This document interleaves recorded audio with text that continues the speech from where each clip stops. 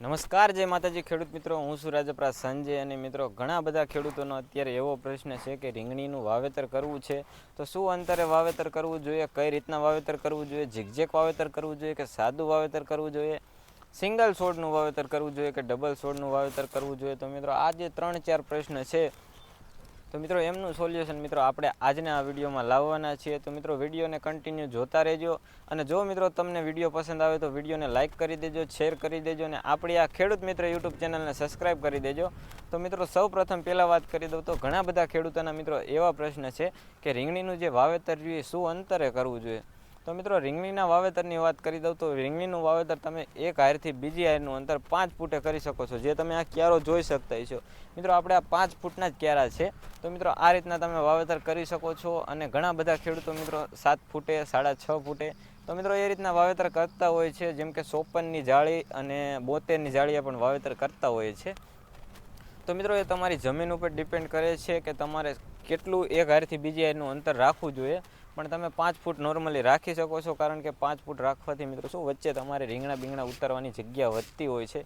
તો મિત્રો, આ એક નોર્મલી વાત હતી, તો એ પણ તમને સોલ્યુશન થઈ ગયું. તો મિત્રો, બીજી વાત એ હતી કે ઘણા ખેડૂતો એમ કહેતા હોય છે કે અમારે ક્યારા બાંધીને વાવેતર કરવું જોઈએ કે ટૂંકમાં છા, જે કપાસની જે રીતના ટૂંકમાં છા બાંધીને વાવેતર કરતા હોય તો એ રીતના કરીને વાવેતર કરવું જોઈએ. તો મિત્રો, જો તમે આ રીતના વાવેતર કરવા માગતા હોય તો આ તમારી પાસે બેસ્ટ ઓપ્શન છે. અને ટૂંકમાં આમાં શું થશે મિત્રો, તમારે પાણી ટૂંકમાં એમને ભરપૂર મળી રહેશે અને આખો ક્યારો ટૂંકમાં ભરાતો હાલશે. જો તમારે પાણીની ટૂંકમાં તમારી જમીન એવી હોય કે પાણી જલ્દીથી સુકાઈ જતું હોય તો મિત્રો આ રીતના વાવેતર કરવું જોઈએ.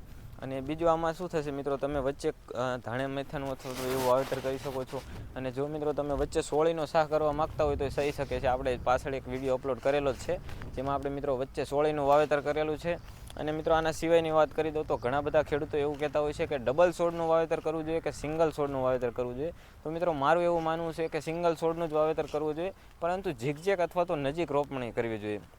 જેમ કે તમે ડબલ છોડ સોંપો છો અને મિત્રો 3 ફૂટનું અંતર રાખો છો એક છોડથી બીજા છોડનું અંતર, તો એની જગ્યાએ મિત્રો સિંગલ છોડ સોંપીને 1.5 ફૂટનું અંતર રાખો.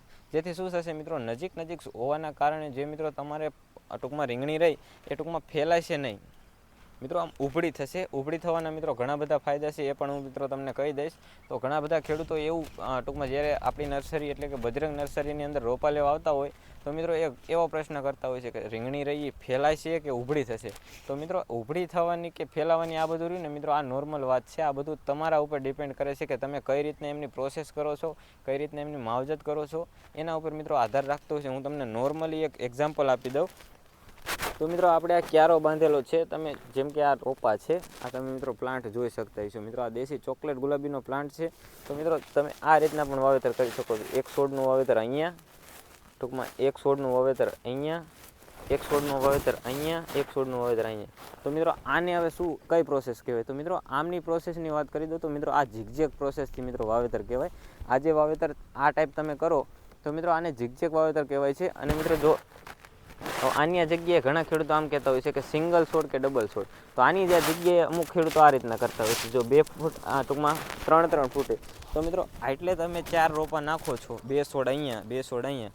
તો એમની જગ્યાએ મારું એવું કહેવું છે કે તમે આ રીતના વાવેતર કરો, નજીક સોંપો અને સિંગલ છોડ સોંપો.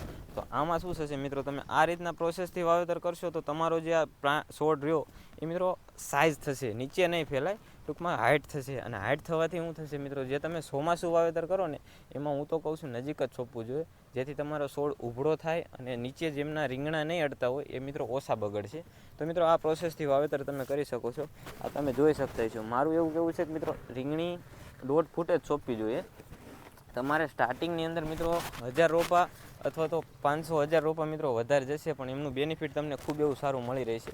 જેથી શું થશે, તમારે પ્લાન્ટ ઓછા ટૂંકમાં આમાં તમારે પછી ડૂર બુરવાની કોઈ જરૂર નથી. ઘણા ખેડૂતો ડૂર બુરવાની આળસથી મિત્રો ડબલ રોપાનું વાવેતર કરતા હોય છે.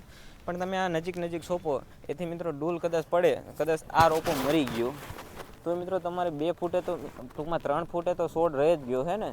એટલે ડબલ સોંપવાની જરૂર નથી અને ડૂલ બુરવાની ટૂંકમાં મોસ્ટ ઓફલી જરૂર નહીં રહે.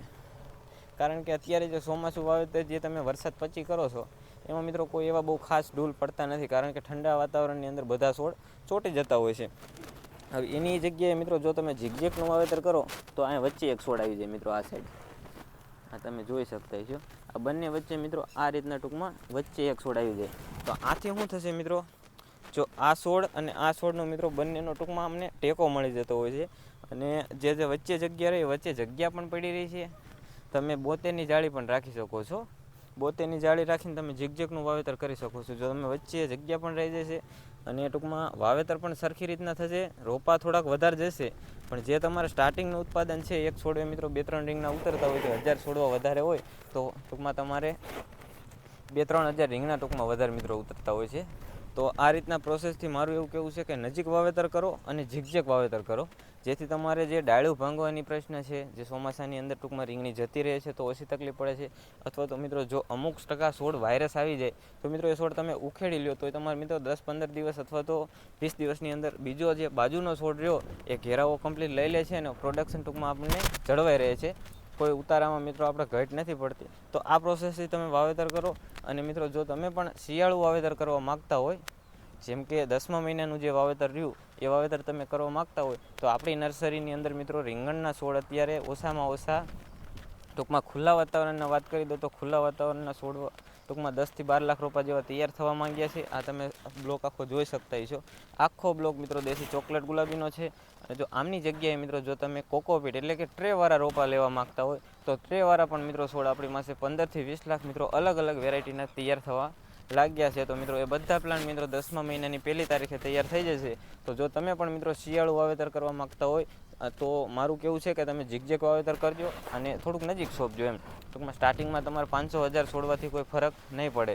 તો અને એક આ પ્રશ્ન હતો કે ઘણા બધા ખેડૂતો એવું કહેતા હોય છે કે અમે નજીક સોંપીએ તો વચ્ચે ચાલવાની પણ જગ્યા નથી રહેતી. તો મિત્રો વચ્ચે જે તમે અંતર રાખો 5 ફૂટનું એની જગ્યાએ 7 ફૂટ કરી નાખો, પણ એક છોડથી જે બીજા છોડનું અંતર રહ્યું એ ટૂંકમાં નજીક રાખવું જોઈએ, જેથી તમને ઘણા બધા ફાયદા થશે.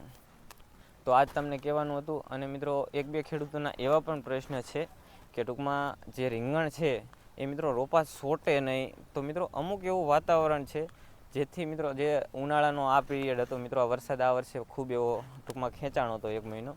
તો મિત્રો આ પીરિયડની અંદર ઘણા બધા ખેડૂતો હેરાન જ થયા છે. જેમને રોપા સ્ટાર્ટિંગની અંદર જેમને તડકાની અંદર જે ટેમ્પરેચરની અંદર વાવેતર કર્યું એમને બધાને મિત્રો ફેલ જ થયું હતું. તો એ બધા ખેડૂતો મિત્રો અફસોસ કરવાની કોઈ જરૂર નથી. તમે પાછળના વાવેતરમાં અવશ્ય કમાશો. તો મિત્રો હજી એટલા બધા ખૂબ એવા વાવેતર થતા નથી. જે અમુક લોકો જે કઠણ કાળજેના છે જ વાવેતર કરે છે. બાકી ઘણા બધા ખેડૂતો ટૂંકમાં હરમત હારી ગયા છે વરસાદ લેટ થયા એના લીધે. તો મિત્રો એવો કોઈ અફસોસ નહીં કરવાનો. આપણે ખેડૂત છીએ અને મિત્રો આપણે જ આ બધું કરવાનું છે. તો મિત્રો બિલકુલ મૂંઝાયા વગર જો મિત્રો તમે પણ 10મા મહિનામાં વાવેતર કરવા માગતા હોય તો મિત્રો આપણી પાસે ધરું તૈયાર થઈ જશે આ બધો બ્લોક. તો મિત્રો મેક્સિમમ 25 થી 30 લાખ રોપા રીંગણના તૈયાર થશે. એમાંથી 10-12 લાખ રોપા જેવા જમીનવાળા તૈયાર થશે અને બાકીના બધા કોકોપીટવાળા. તો જો તમે કોકોપીટવાળા અથવા તો જમીનવાળા કોઈ બી લેવા માગતા હોય તો તમે અવશ્ય બુકિંગ કરો. તો મિત્રો આપણી પાસે 10મા મહિનાની 1લી તારીખ ટૂંકમાં એ દિવસની દરમિયાન મિત્રો આપણી પાસે આ ટાઈપ કાંક મિત્રો અત્યારે ધરું ટૂંકમાં તે સમયે ધરું મિત્રો તૈયાર થઈ જશે. તો જે કોઈ ખેડૂતો મિત્રો બુકિંગ કરાવવા માગતા હોય તે મિત્રો તમને જે સ્ક્રીન ઉપર નંબર બતાવેલા છે એ નંબર ઉપર કોલ કરી તમે બુકિંગ કરાવી શકો છો. અને મિત્રો બીજી વાત એ કરી દઉં કે જે મિત્રો તમે અત્યારે આ આખો બ્લોક જોઈ શકતા છો મિત્રો, આ અત્યારે 1.5 વીઘાની અંદર છોડ તૈયાર છે. અને મિત્રો આમાં વેરાયટીની વાત કરી દઉં તો દેશી ચોકલેટ ગુલાબીના તૈયાર છે. અને મિત્રો માત્ર એક જ ફાર્મરનો ઓર્ડર છે 1,80,000 પ્લાન્ટ, જે કચ્છના ખેડૂત છે. તો મિત્રો આ રીતના જો તમે પણ મિત્રો આવા વિશ્વાસપાત્ર રોપા લેવા માગતા હોય અને જો મિત્રો આ 10મા મહિનાવાળા લોટની અંદર લેવા માગતા હોય તો તમને હજી કહી દઉં કે મારી પાસેથી નહીં ગમે ત્યાંથી લેવું એક બુકિંગ કરાવી નાખવું. જેથી તમને શું થશે કે બુકિંગ કરેલું હશે ને તો મિત્રો તમારા છોડ સારા અને તંદુરસ્ત તૈયાર થશે. પછી તમે હાજર સ્ટોકની અંદર લેવા જશો તો શું થશે, જે આ છોડ છે તમે મિત્રો આ એક ખેલ વીણાઈ જાય. પછી જે મિત્રો પાછળથી તૈયાર થતા હોય છે એમની જગ્યાએ જે મિત્રો પહેલું ગાળણ છે ટૂંકમાં પહેલી વખત જે છોડ વીણાતા હોય એ ખૂબ એવા સારા તંદુરસ્ત હોય છે. તો મિત્રો બુકિંગ કરાવવાથી તમને એક આ ફાયદો થતો હોય છે. અને જો મિત્રો મારી પાસેથી લેવાનું હોય તો હજી એકવાર કહી દઉં કે બુકિંગ કરાવી નાખજો. હાજર સ્ટોકની અંદર તમને મારી પાસેથી છોડ નહીં મળે, કારણ કે 10મા મહિનાવાળા લોટનો મિત્રો આ મારો પહેલો વિડીયો છે. હજુ વગર વિડીયોએ મિત્રો મેક્સિમમ 2 થી 2.5 લાખ છોડ કચ્છ બાજુના બુકિંગ થઈ ગયા છે. તો મિત્રો આ જ કહેવાનું હતું. અને આખો બ્લોક મિત્રો એક જ ફાર્મરનો મિત્રો ઓર્ડર છે.